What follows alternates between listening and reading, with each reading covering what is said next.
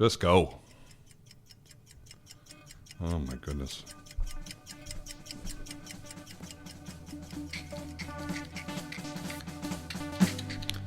Hi, I'm Richard Kind, and you're listening to the CVH Podcast. That's what she said. Yes. Hey, I just spent the last 10 minutes trying to put the smallest screw I had ever held in my life into the frame of my reading glasses. I'm telling you, I could barely see this thing. It was so small.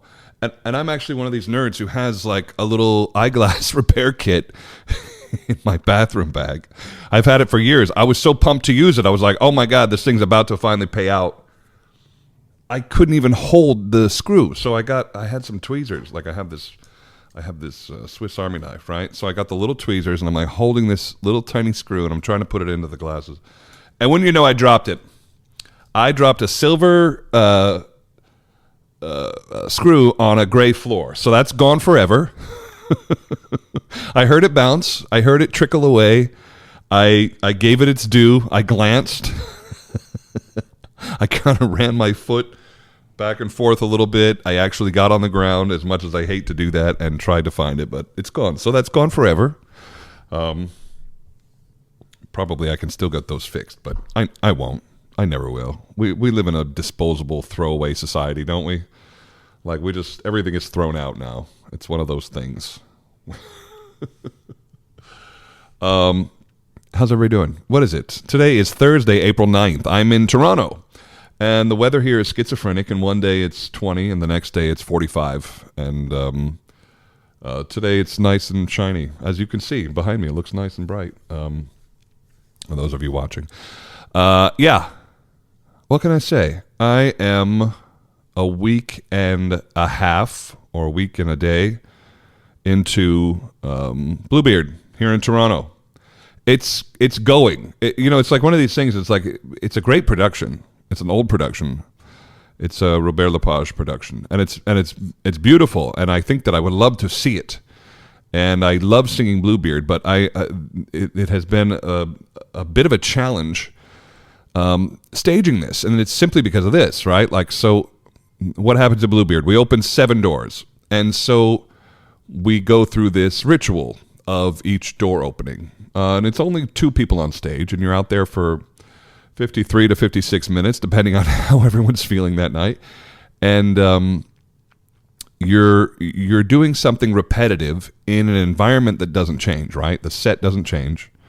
The people on stage don't change. There is no set. There's no set to speak of whatsoever. There's 2 walls, and they kind of have a vanishing point upstage to look like they go from big to small. But there's no furniture on stage. There's no anchor on stage. There is a pool of water, which I'm told is magical, and it's magical to me because I don't have to get in it.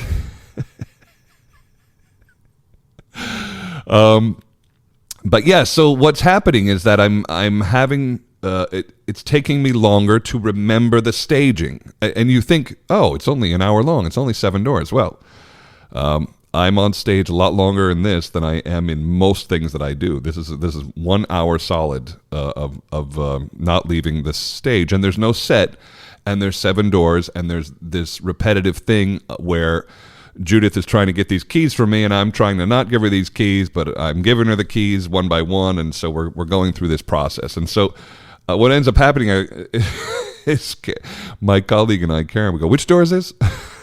What door are we on? Is that 4? Is this 3? God damn it.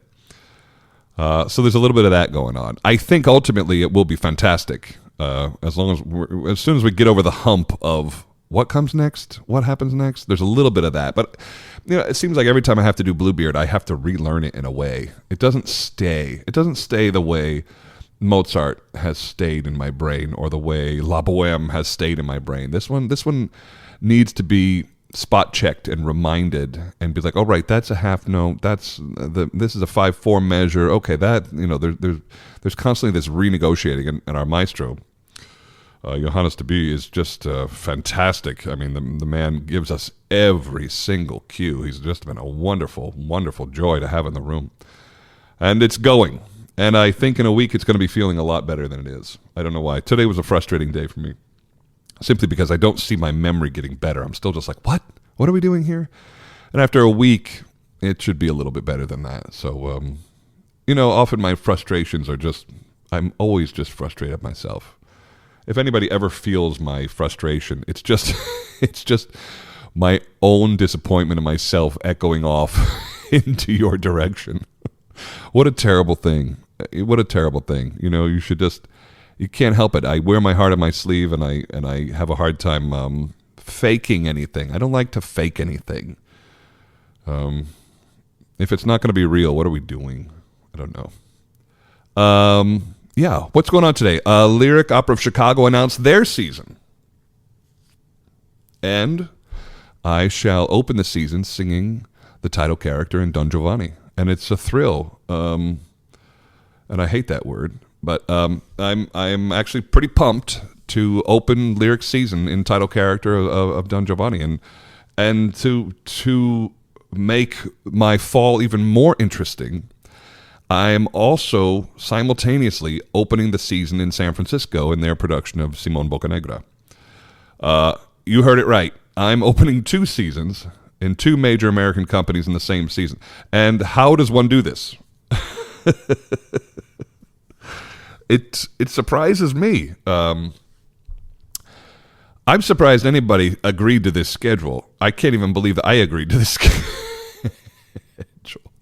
So we're going to start out a month of rehearsal in San Francisco, and then we're going to open the show. Or five weeks of rehearsal in San Francisco, and then we're going to open the show. Upon opening the show, I'm going to begin to commute to Chicago for their rehearsals, which I will be a bit late for. So I think I'm missing I don't want to talk out of turn. I'm missing a little bit in the beginning, and then I'm going to commute. I'm basically going to commute 3 times back and forth to Chicago and San Francisco, which, as you all know, is not a short flight. It's 5 hours, or 4.5 anyway. But yeah, it's kind of a nuts schedule. It's certainly possible on paper, and as long as we're comfortable while we travel, which is the only way I will ever travel again, as long as I'm comfortable, it should be okay. It's going to be. It's going to be interesting. Nothing makes you feel more important than having to commute between 2 jobs. And also, nothing makes you feel more tired and human than commuting between 2 jobs. This is not a short commute. So this is going to be an exercise in patience and preparation. That's what I have to go into the fall considering just my level of prep, which should be outstanding. I've done both things. This will be the 2nd time with Boccanegra and my 3rd time with the Don. So that I'm predicting total success, but it's going to be it's going to be a challenge for sure. Anyway, they just announced their season, and it's fulfilling to me because the first thing I ever did at Lyric Opera of Chicago was cover Mazzetto, and we were just lucky to be in the room. We at the time, it's different now. The young artists do a bit more than we did back then. I think that's budgetary more than anything else. I think back then you could afford to cast way down the list. Nowadays you need a few young artists to pick up the tertiary roles to save you some bucks. So back then I was covering a colleague of mine, and hell of a cast. Boy, that was a big cast. That was 2004, and I want to say it was Ildebrando D'Arcangelo and Bryn Terfel and Carita Matila and Susan Graham. I mean, not to name drop, but it was a pretty heavy room. Kurt Streit probably nearly stole the show every night. Christoph Eschenbach was conducting. Anyway, blah, blah, blah. I felt lucky to be in the room, and I was lucky to be in the room. And it's fun, 21 years later, to be singing the Dawn. Different production, same stage. Same feeling for me. Lucky to be in the room, and I'm thrilled to be a part of it. I hate that. Oh, thrilled to announce. Blah blah blah. Yeah, but this is going to be a good one. It's going to be a good fall, a good American opera fall. And lest anyone think that opera is suffering in America, I assure you it's not. The San Francisco Opera season, the Lyric Opera of Chicago season, the Canadian Opera Company announcement of their season, the Metropolitan Opera announcement of their season, it looks good to me, folks. You know, we used to do more performances, but we're still here. It's still happening.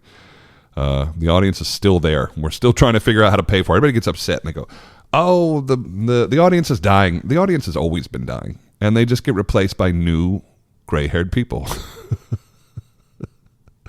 No, the donor base is dying. Well, you know, people take their place. Opera's problem has always been we don't have enough money. That has literally always been opera's problem. It's not a new problem. It's an ongoing, continuous problem. It costs a lot to do this. It costs a ridiculous amount of money to do this. It's worth it. It's really worth it.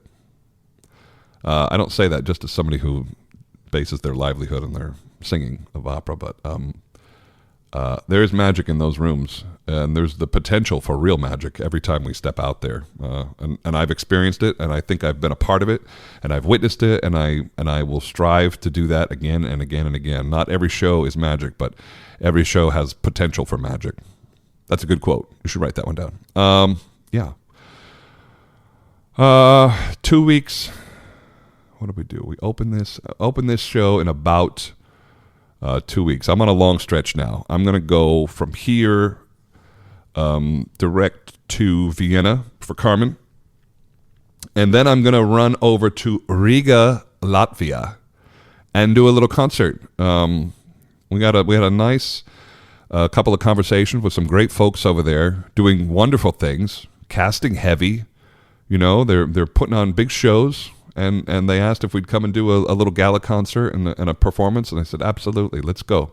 And it falls right between two wonderful gigs. So I'll be in Vienna for Carmen, jump over to Riga for a couple of evenings for a performance and a gala concert, and then back over to Munich, my beloved Munich, and sing Turandot. That's it, Turandot. I'll have to look that one over again. And then I've carved myself out a little time. Most of July will be free for me, and then we'll begin in San Francisco in August. It's funny, like we always have to think in these terms of like, all right, it's April, May, June, July. You know, 6 months out is where my brain generally is. You know, and through the course of the day, I'm trying to think Bluebeard. But what ends up happening is you're like, what's next? What's happening? When do I need to start studying for that? When does this happen? When do I go there? All of these things. Oh, every day I'm ready to quit. Today's one of those days. I'll feel better about it later. I did go to the gym. That always helps. And I really didn't want to go, but I really went. And suddenly felt way better about going. The Bluebeard, it doesn't stick with me. You know, it's kind of a psychodrama. And it's a dark place to go, and this production is dark, and I wonder if that's starting to just bleed into my mood. The hopelessness of the Bluebeard story. How, you know, he starts off fairly optimistic with the new bride, but he already knows how this ends, and it doesn't end well, and he's sort of waiting for her to make all the same mistakes as the others, and sure enough she does, and he begs her not to, but you know, curiosity killed the cat generally. But the psychoanalysis of this show, so often it can be interpreted a lot of ways. I see it like the man's got skeletons in his closet, and who wants their skeletons public, you know? And in his case, they're kind of public, or at least they're rumored. We have heard things. People go in there and they don't always come out, or never come out. The guy's killing wives, keeping them in the basement. His house is kind of weird. It's a dark place, and I wonder if so many days in a row, and at this point we're just running it every day. You know, we're like, run it, we'll do some notes. The next day, run it, do some notes. And I just wonder if my mood is being affected by this dark place we keep going to. I don't know. That might be just my excuse. Yeah. I love you for listening, right? Not a whole lot going on, just a little catch up. Hope everybody's doing all right. I'm doing okay. I'm doing all right. The sun is shining today, which helps. I better go get out in some of it, enjoy it. Everybody, that'll do. We'll see you again soon. I'm going to leave this stuff out. You'll hear from me again soon. All right. I love you for listening. Thanks, everybody. Okay. Bye.